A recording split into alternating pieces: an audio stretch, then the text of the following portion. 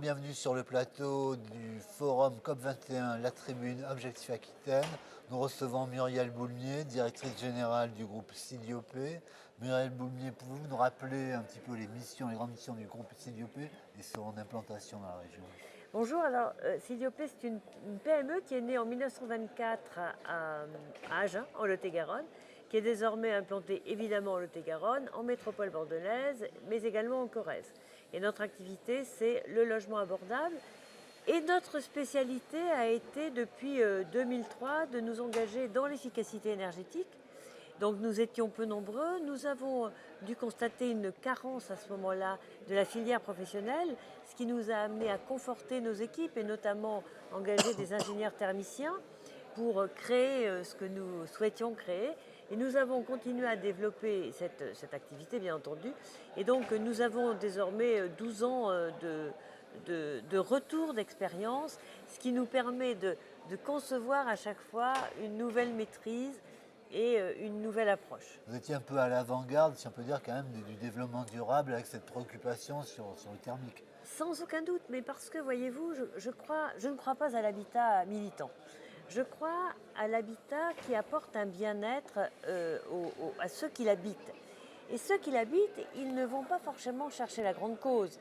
Ils vont chercher quel va être leur intérêt. Et si leur intérêt trouve un point de repère avec des enjeux qui sont beaucoup plus importants, alors là, ils seront partenaires. Et quand on travaille l'efficacité énergétique, on travaille non seulement le loyer, mais on travaille les charges, on travaille donc le coût d'usage du logement. Et donc, c'est un partenariat gagnant-gagnant. Cette mise au point s'est étendue sur de nombreuses années ou c'était assez... Ah non, c'est depuis 2003 Voilà. de manière Ok. absolument continue. Et c'est comme ça que nous avons forgé la conviction que l'expérimentation ne servait pas à grand-chose, qu'il valait mieux travailler sur des préceptes reconductibles, parce que ça permet de forger un cadre, de développer, d'amoindrir les coûts et de focaliser des compétences.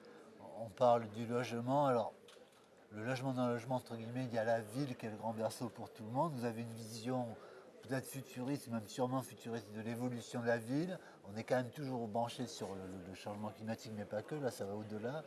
Quels sont les axes de cette vision qui touche indirectement aussi le logement? Dans l'évolution climatique, il y a surtout la durabilité. Et la durabilité, la ville évidemment en fait partie. Et moi, je pense qu'il faut que nous concevions la ville de demain à l'aune de l'évolution démographique. C'est-à-dire que depuis 2012 pour l'Europe et 2015 pour la France, il y a une bascule énorme qui vient de se faire. C'est-à-dire que les moins de 20 ans sont désormais inférieurs aux plus de 60 ans. Bon, oui, voilà, il y a une bascule. Voilà, Il y a une bascule, voilà, mais ouais. c'est une bascule fondamentale. Ça veut dire que le vieillissement s'installe, que les bébés d'aujourd'hui seront centenaires et que cette ville-là ne va pas se construire sui generis, elle existe, la ville. Et donc il faut que nous l'adaptions à cette évolution qui va se faire. Et si nous ne voulons pas avoir une ville de vieux d'un côté, et une ville pour les vieux de l'autre, il faut que nous prévoyions une ville qui soit partagée avec l'ensemble des générations. Ça veut dire des micro-adaptations de l'ensemble des équipements, que ce soit les transports, les espaces publics, organiser la mobilité fluide, les points de raccord et puis concevoir aussi ce que va être la ville, connectée, mais connectée pour ce transport, prévoir des prises électriques pour les recharges des véhicules, etc., etc. Et quand on va concevoir un habitat adapté, le faire tester non pas par de jeunes chercheurs, mais par exemple des personnes très âgées dont le bout des doigts est un peu plus froid et donc l'effet tactile sur l'écran ne fonctionne pas de la même manière. Voilà, ayons un peu de pragmatisme dans la manière dont nous allons voir évoluer C'est la le ville. grand projet dans lequel est lancé, un des grands projets dans lequel est lancé CIDIOP maintenant. Enfin, Observation, pragmatisme et de proximité, mais ça ne veut pas dire pour autant ne pas anticiper.